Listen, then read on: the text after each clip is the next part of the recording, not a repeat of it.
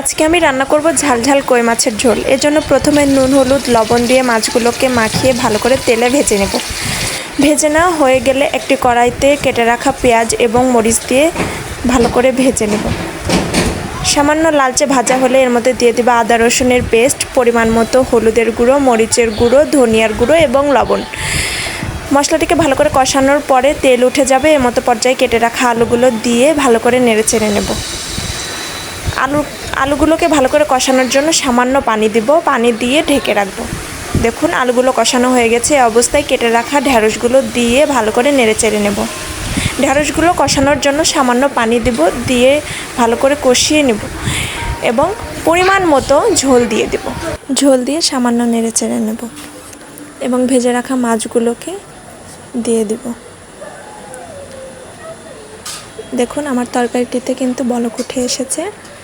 5 থেকে 7 মিনিট এভাবে জাল করলে কিন্তু রান্নাটি কমপ্লিট হয়ে যাবে।